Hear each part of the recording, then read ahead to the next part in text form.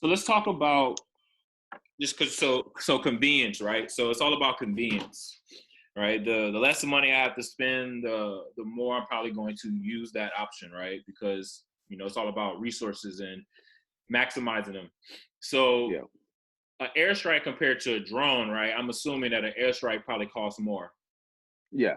I mean, at the end, it comes down to what type of missile it is, but essentially, for what we're Okay, seeing out there, yeah. so let's talk about different missions if you're able to, whatever the confidentialities of your experiences are.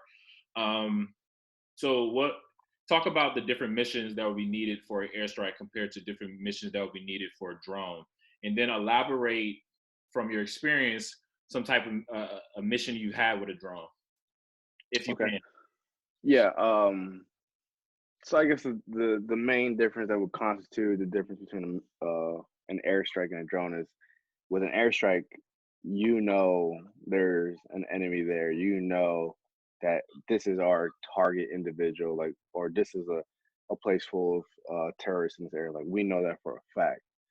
You know, Hmm. at this point, we are past the reconnaissance phase. We're past the doing our research. We're like, hey, we are zoomed in on exactly where our target area is. So, Okay. boom, send the strike and then eliminate the threat.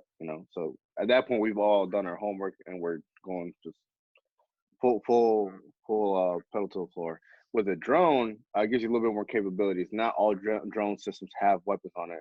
Right. Most of them are used for some type of visual reconnaissance. Getting that overview, that eagle's eye view of what's going on in an area. So the drone's like, we're still in the research race. We're still looking. We're still doing our what are we looking at, and are maintaining some type of surveillance around that area.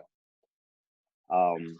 for personal, on one of my missions, uh, about 2 years ago, yeah, the summer of 2018, I was on the Iraqi and Syrian border, doing a 45-day mission, uh, and we had ISIS within the area, Repeat that. and so we were on the Iraqi and Syrian border for a 45-day mission, or a month and a half, somewhere in between there, and we had a couple of ISIS threats in the area based off of the reports.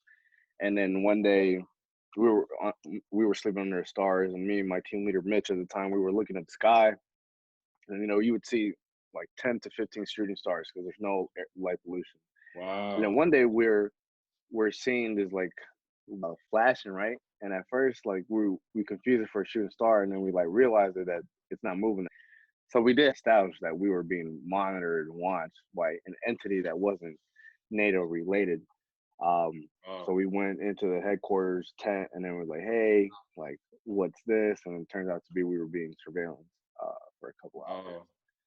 Wow. Um, so yeah, man, that's one of the Amazing. many aspects of drones that provides the enemy that surveillance over How emergency did that happen with the drone? What did the drone do to situations. make so that? it was so it was just flying, and I guess the drones that we use have a specific color. Um, so they, like, when they're flashing, they have a specific color. Um, and then theirs was just Oh, so not the they had color that drones we use. too. Yes, I didn't they know did. that. Yeah, and it's used very effectively. So as they were watching it, we kind of like reported it up, and they're like, "Yeah, that's not ours. Like, that's So nowhere." everyone's using drones. Yes, absolutely, everybody. Really? Yeah, Wow, I didn't know that. Interesting. yeah, man. Very effectively, if I should add. It's cheaper. Yeah, It's smaller, right? yeah. Would you say it's quieter?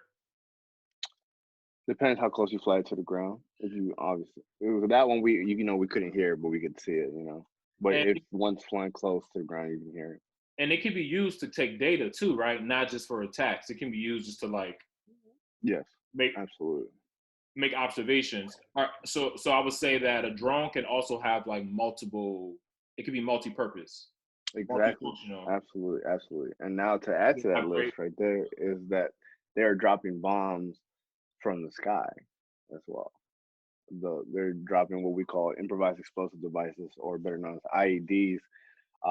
Essentially, just a makeshift or homemade type of bomb, and they're engineering it to strike uh, NATO forces with those type of bombs from the sky. Do you know different types of drones and like or what they're used for from your experience? Could you elaborate on that? Uh, like actual names, I couldn't tell you from the That's fine. top of my head. But they range anywhere between the small ones that you have to Yeah. ones that can carry up to like 80, 90 pounds, or sorry, like 50 pounds. So as we progress with technology, we're gonna expect stronger and bigger ones that can drop even bigger explosives. And how far can they go? It all depends how good that drone is. How much more money they pay for that. If they got some. I mean, how far can you get that one off? This one, I would say it's about, say, maybe a mile and a half Yeah. without it getting like disconnected. I would say no, a quarter of a mile. I'll say a quarter of a What do you mean? mile. Radius wise, Yeah. I'm scared with this one because I don't want I don't want it to. I'm still learning how to drive it. Yeah. I can drive this one on my phone, but I've seen ones like literally traveling through mountains and stuff. Yeah. Uh, but maybe I should test it out. But yeah, they're pretty durable too. Yeah. So just like you said, depending on that model and what that drone can do, like some might be just a quarter mile, but some can go for miles. At some Dope, point. dope. So it all depends. And then last question before we get into like your teacher role, because this is a teaching podcast. So I want to talk about just like your experience as a teacher. What have you learned? Your connections with students. How do you teach? What do you think the future would be for drones as far as like what do you anticipate it to look like when we do more warfare? Would it be something completely different? Would it be something different with a little slightly change? Or is it going to be the same? What do you think, especially with drones? Yeah. All right. So I'll start off with that last piece first. Drones aren't going anywhere. They Mm, have added the another dimension to warfare, and one that is so effective on both spectrums, on both the American and non-American. Um, it's effective, wow, and at the end of the day, you're not putting a life at risk. At the end of the day, it's a piece of metal piece of with metal. that will save somebody's life on what doesn't matter what side of the line you're on. So I don't believe it's going to go anywhere. Obviously, the technology is going to advance. Where that direction is headed, I have no idea, Yeah, but I'm not going to underestimate the geniuses, the creativity of those who do develop drones. Like there's so many purposes that guys can come up with and get in the hands of a bad person, then they can only use that to their advantage. If that makes sense. there are programs in the city and in state that are training people or they want people because there's unfortunately a shortage of pilots that if you learn how to fly a drone, you can get your drone flying license at the age of 16 and get paid almost 150 hours, $50 an hour. We have a program called Drones for Girls here that advocate for getting more females, particularly African American females, in the tech field, and we want to give them those licenses so they can get those occupations.